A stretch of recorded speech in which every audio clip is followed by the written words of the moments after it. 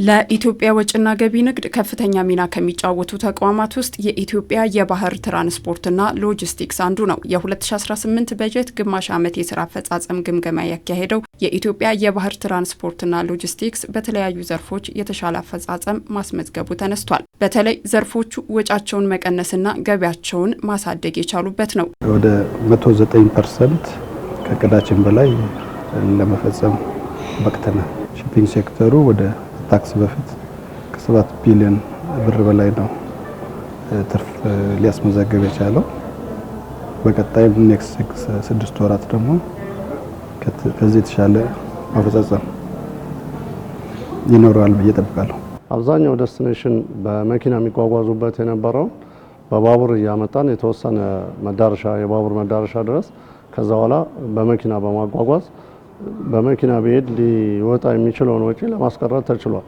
እንደዚሁም ኳሊቲ ትራኪንግ ላይ በውስጥ አቅም እንደ ሻክል እና ሌሎች ስፔር ፓርቶችን እዛው በእኛው ባለሙያዎች በመስራት ለነሱ ለግዢ የሚችል የነበሩ ወጪዎችን መቀነስ ችለናል። የውጭ ገቢ ንግድ ለሀገር ኢኮኖሚ እድገት ወሳኝ በመሆኑ ድርጅቱ አስፈላጊ እቃዎችን ወደ ሀገር ውስጥ የማስገባትና ወደ ውጭ የማጓጓዝ ስራዎችን በተሻለ መፈጸም ችሏል። የመዳበሪያ ማጓጓዝ ስራም በተጨማሪም ዘንድሮ ላይ አፈጻጸሙ የዚህ 6 ወር ካሰብነው በላይ ነው። ከ800 ሺህ ሜትሪክ ቶን በላይ ለማጓጓዝ ነበር እቅድ የተያዘው።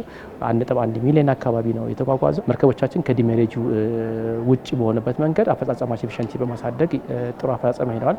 ቀጣይ ደግሞ የምንሰራው የክሊሪንግ እና የፍርፍራዲንግ ስራዎቻችንን በተመሳሳይ ከኛ መርከቦች አልፎ ለውጭ ሀገር መርከቦች ለተለያዩ ሀገር መርከቦች ጅቡቲ ላይ ባለን ቢሮ መሰረት ኤጀንሲ ስራ እየሰራን ፍሬት ፍራዲንግ ስራ እየሰራን የክሊሪንግ ስራ እየሰራን እሱም ከታሰበው ከእቅድ በላይ ገቢ ማስገባት ተችሏል። እንደዚሁም ወደ ውጭም ደግሞ ጥራጥሬዎች፣ ቡናና ሌሎች ኤክስፖርት የሚደረጉ ነገሮችን ልካለን። ከዛም አንጻር ወደ 996 ሺህ ቶን የገቢ እቃ ወደ ሀገር ውስጥ እንዲገባ እንሰራለን ብለን 1.2 ሚሊዮን ወይም በፐርሰንት ወደ 123% አቺቭ አድርገናል። በዚህ ጎኑ ደግሞ በጣም ጥሩ ነው። ኤክስፖርትም እንደዛው ወደ 154 ሺህ ወደ 164 ሺህ አቅደን 144 ሺህ አካባቢ ፈጽመናል። ለዘርፉ የተሰጠው ትኩረት የተሻለ አፈጻጸም እንዲኖር ማድረግ ችሏል። በተጨማሪም በተናበበና በተጠናከረ ሁኔታ መስራት መቻሉም ሌላው ምክንያት ሆኖ ይነሳል። አሁን ከእቅዳችን አንጻር 113% ያክል አፈጻጸም ነው ፋይናንሻል ማስመዝገብ የቻለው። ወጪ ቀንሶ የተሻለ ስራ በመስራት ነው ሁሉም ይሄን አፈጻጸም ያመጣው። በቃ አሁን ላይ ኤፊሺየንሲ በጨመረ ቁጥር ነው የተሻለ አገልግሎት መስጠት የምንችለው ባነሰ ዋጋ በጥሩ ጊዜ በጥሩ ኳሊቲ ለደንበኞቻችን መድረስ የምንችለውና ይሄንን ለመጨመር የተሰራ ስራዎች ናቸው። ከምንም በላይ ደግሞ እያገዘ ያለው ደግሞ ዲጂታላይዜሽን እያገዘን ያለው ውጭ ካሉ ሪፕሬዘንታቲቮችና ኤጀንቶቻችን ጨምሮ ሎንግ ተርም ከስተመሮች አሉን።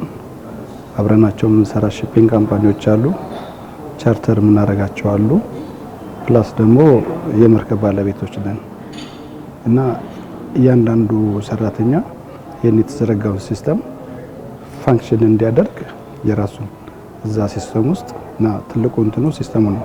ድርጅቱ በተለያዩ ዘርፎች ያሳካቸው ስራዎች እንዳሉ ሆነው በቀጣይ መስተካከል የሚገባቸው ተግዳሮቶች በመኖራቸው መሰል መድረኮች ወደፊት የሚሰራባቸውን የትኩረት አቅጣጫዎች ለማስቀመጥ የሚረዱ ናቸው። ሺፒንግ ዘርፉ የራሱን ብቻ ቢያይ ምንም ዋጋ የለውም። አጓጉዞ አምጥቶ መርከቡ ከደረሰ በኋላ የሚያወርድለት ደግሞ ኢንላንድ ትራንስፖርቱ ዩኒ ሞዳሉ ደግሞ ካልተመቻቸለት ምንም ዋጋ የለውም። አንዱ ከአንዱ ጋር ተናቦ እንዲሄድ አንዱ የአንዱን ችግር መፍታት የሚችልበት አጋጣሚ ስላለ ችግሮችን ለይተን ለማውጣት ጠቅሞናል። የትኛው ክሮኒክ ያለውን ችግሮች ሊፈቱልን የሚችሉት ሚና ለይተናል፣ ፕራዮሪታይዝ አድርገናል።